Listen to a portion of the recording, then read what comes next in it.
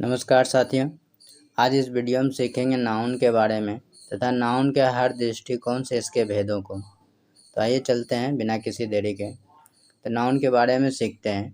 तो दुनिया का वैसा कोई भी चीज़ जिसका कि नामकरण हो चुका है उसे हम नाउन कहते हैं।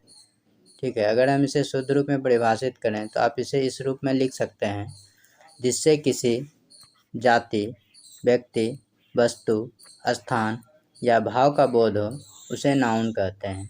तो संसार का समस्त नाम जो है नाउन है, जैसे राम, लक्ष्मण, मोहन, पटना एवं अन्य। अब चलते हैं नाउन के भेदों के बारे में सीखते हैं। तो नाउन का जो है जाति के दृष्टिकोण से नाउन को 5 भागों में बांटा गया है। पहला है आपका प्रॉपर नाउन, व्यक्तिवाचक संज्ञा, कॉमन नाउन, जातिवाचक संज्ञा, मटेरियल नाउन, द्रव्यवाचक संज्ञा, एब्स्ट्रैक्ट नाउन, भाववाचक संज्ञा, कलेक्टिव नाउन, समूहवाचक संज्ञा। अब सभी का बारी बारी से थोड़ा डिटेल में जानेंगे। पहला है प्रॉपर नाउन। प्रॉपर नाउन का अर्थ होता है व्यक्तिवाचक संज्ञा। तो नाम में से वैसा नाम जो किसी को विशिष्ट रूप से अलग करता हो। जैसे कि एक समूह में अगर हम कहते हैं कि ढेर सारा गाय है, अगर हम बोलें गाय, तो यहाँ पे कंफर्म करना मुश्किल हो जाएगा किस गाय के बारे में बोला जा रहा है। तो उसमें से अगर किसी स्पेशल गाय के बारे में इंडिकेट करना है तो उसका हमें नामकरण स्पेशल रूप में करना होगा, या तो उजला गाय या काला गाय बोलना होगा। अगर आदमी बोलते हैं तो किसी भी आदमी का चर्चा हो सकता है। अगर उसमें से किसी एक आदमी का चर्चा करना होगा तो उसमें से किसी एक का स्पेशल नाम रखना होगा या किसी और चीज़ से संबंधित करना होगा। जैसे अगर हम किसी का नाम रख देते हैं आनंद, मोहन, दिनेश, अगर इस वर्ड का प्रयोग करते हैं तो स्पष्ट हो जाता है कि एक ही आदमी का चर्चा हो रहा है। तो प्रॉपर नाउन हो जाता है किसी खास के लिए बोध होता है। जैसे आनंद हो गया, आशीष हो गया, पटना हो जाएगा। अगर कंट्री बोलें तो कंट्री में ढेर सारा कंट्री हो जाता है, तो ये आपका प्रॉपर नाउन नहीं होगा। अगर इंडिया बोलेंगे तो ये स्पष्ट हो जाएगा कि भारत देश का ही बोला जा रहा है, तो इंडिया आपका प्रॉपर नाउन हो जाएगा। अब इसके बारे में थोड़ा सा जान लेते हैं कि ये जो हमेशा सिंगुलर रहता है और सिंगुलर क्रिया लेता है। इसका पहला लेटर जो है आपका कैपिटल होता है और इसमें जो है आर्टिकल का प्रयोग नहीं किया जाता है। जैसे इंडिया इज ए कंट्री शुद्ध सेंटेंस होगा, लेकिन the India is a country कहना गलत हो जाएगा। इसलिए ऐसे प्रॉपर नाउन के पहले आर्टिकल का प्रयोग नहीं करते हैं। अब चलते हैं कॉमन नाउन। कॉमन नाउन क्या है?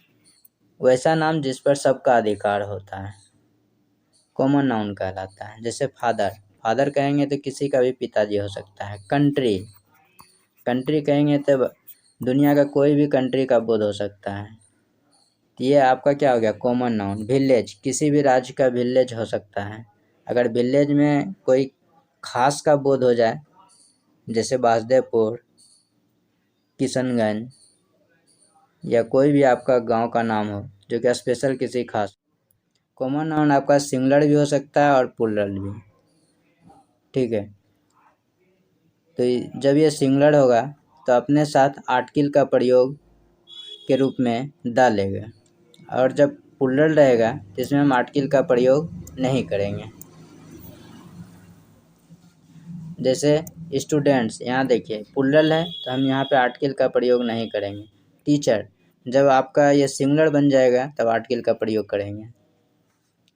अब चलते हैं आगे, मटेरियल नाउन के बारे में समझते हैं।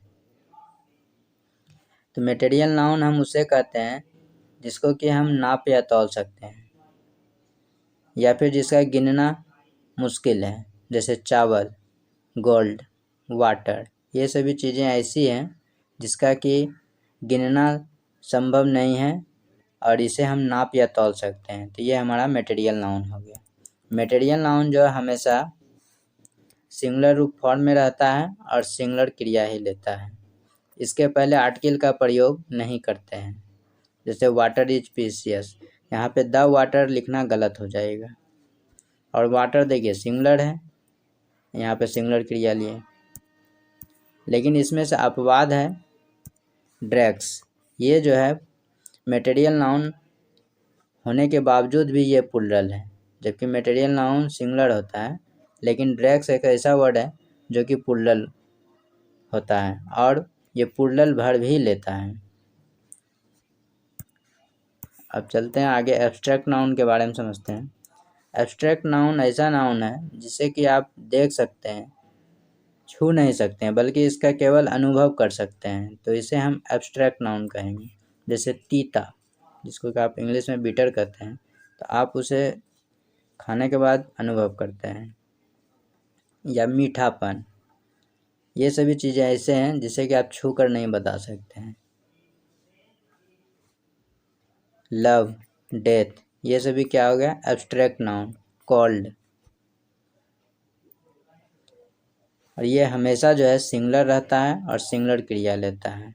इसके पहले जो है आर्टिकल नहीं लगाया जाता है, जैसे लव इज ब्लाइंड, इसके पहले द नहीं लगाएंगे। एब्स्ट्रैक्ट नाउन के पहले आर्टिकल का प्रयोग नहीं होता है। अब चलते हैं 5वां नंबर में, कलेक्टिव नाउन। कलेक्टिव नाउन समूहवाचक संज्ञा। इसके नाम से स्पष्ट हो जाता है कि वैसा नाउन जो हमेशा ग्रुप में रहता है, ठीक है, जैसे पार्लियामेंट, फर्नीचर, पुलिस, क्राउड, ये सभी चीज़ें आपका कलेक्टिव नाउन है। जैसे ग्रेप्स, ग्रेप्स जो है झुंड में जब रहेगा तो उसे कलेक्टिव नाउन के अंतर्गत रखेंगे। बंच, गुच्छा, बैंड, गिरोह या दल, ये सभी आपका कलेक्टिव नाउन है। अब कलेक्टिव नाउन भी जो है 3 प्रकार का होता है। इसका चर्चा ग्रामर में बहुत कम किया गया है, फिर भी आप इसके बारे में थोड़ा सा जान लें कि कलेक्टिव नाउन 3 प्रकार के क्या क्या हैं। तो पहला आपका जो है generalizing, GENERALIZING, generalizing collective noun. ये आपका क्या है, इसमें जो ऐसा कलेक्टिव नाउन होगा जो कि अलग अलग चीज़ों से मिलकर बना होगा। जैसे एग्जांपल में फर्नीचर, ये आपका फर्नीचर जो है अलग अलग पार्ट से मिलकर होता है बना, इसलिए इसको हम जनरलाइजिंग कलेक्टिव नाउन कहते हैं। मशीन, मशीन में अलग अलग पार्ट होता है, कुछ तांबे का, कुछ लोहे का, कहीं पे लकड़ी का, कहीं मतलब अलग अलग टाइप के पदार्थों से मिलकर बना होता है, जिसको कहेंगे हम जनरलाइजिंग कलेक्टिव नाउन। अब इसका सेकंड भेद में हम चलते हैं। सेकंड भेद होता है आपका group collective noun. Group collective noun कहने का मतलब है कि एक ही सदस्यों से मिलकर बना होता है, ऐसा भीड़ या ऐसा समूह जो कि एक ही सदस्यों से मिलकर बना होता है, जैसे पुलिस। अब चलते हैं तीसरा में आपका आ जाता है डिस्ट्रीब्यूटिव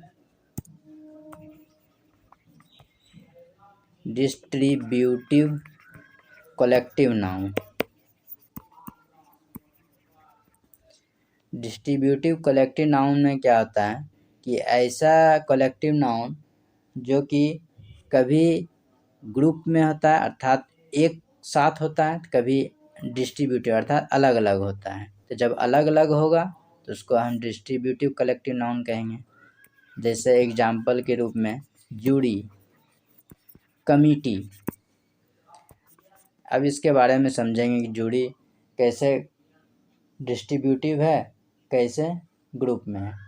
इसके सेंटेंस के प्रयोग से हम समझते हैं। जैसे एक सेंटेंस लेते हैं, द जूरी वाज डिवाइडेड। यहाँ पे देखिए डिवाइडेड है, अलग अलग है, लेकिन यहाँ जूरी मैंने क्या बताया, जब अलग अलग हो तो जूरी जो है प्लूरल माना जाएगा, लेकिन जब एक मत में हो तो उसे सिंगुलर माना जाएगा। यहाँ पे वाज देना गलत हो जाएगा, यहाँ क्या हो जाएगा, द जूरी वेयर डिवाइडेड, यहाँ वेयर होगा आपका। यहाँ चूंकि डिवाइडेड है, जब डिवाइडेड होगा अलग अलग होगा तब जुड़ी प्लूरल माना जाएगा। द जुड़ी वाज यूनाइटेड, यहाँ पे यूनाइटेड है अर्थात अलग अलग नहीं है, तो यहाँ पे हम सिंगुलर क्रिया देंगे वाज। तो यहाँ पे हम सेंटेंस से समझते हैं कि वर्ड जो है अलग अलग है या एक साथ है। तो डिस्ट्रीब्यूटिव कलेक्टिव नाउन में आपका एग्जाम्पल के रूप में जूडी हो जाता है और कमिटी हो जाता है, इस तरह का वर्ड होता है। अब चलते हैं आगे। अब नाउन के बारे में समझते हैं। गणना के दृष्टिकोण से कितने भागों में बांटा गया है? तो गणना के दृष्टिकोण से नाउन को जो है दो भागों में बांटा गया है। पहला काउंटेबल नाउन, दूसरा अनकाउंटेबल नाउन। काउंटेबल नाउन का अर्थ होता है जिसको कि हम गिन सकते हैं, जैसे बॉयज, टीचर्स, कलम है। सिंगुलर भी हो सकता है, प्लूरल भी हो सकता है। जब सिंगुलर रहेगा तो सिंगुलर क्रिया लेगा, और ये सजीव भी हो सकता है और निर्जीव भी हो सकता है। अनकाउंटेबल नाउन के बारे में समझते हैं। अनकाउंटेबल नाउन कहने का अर्थ है कि हम उन चीज़ों को नहीं गिन सकते हैं या उसका गिनना जो है संभव नहीं है, अनकाउंटेबल नाउन कहलाता है। जैसे वाटर, लव, राइस, व्हीट, कोई भी लिक्विड वाला पदार्थ या कोई ऐसा चीज़ जैसे चावल ढेर सारा होता है तो उसे हम गिनना संभव नहीं है, अर्थात उसके यहाँ काउंटिंग नहीं कर पाएंगे। तो ये चीज़ें आपका अनकाउंटेबल नाउन कहलाता है। और ये अनकाउंटेबल नाउन जो है हमेशा सिंगुलर फॉर्म में रहता है और ये निर्जीव भी होता है और इसके लिए सिंगुलर वर्ब का ही प्रयोग होता है। तो उम्मीद है कि नाउन का आज आप दो दृष्टिकोण से भेदों के बारे में सीख चुके हैं। अब आपके पास हम आएंगे अगली वीडियो में। तब तक के लिए नमस्कार, जय हिंद।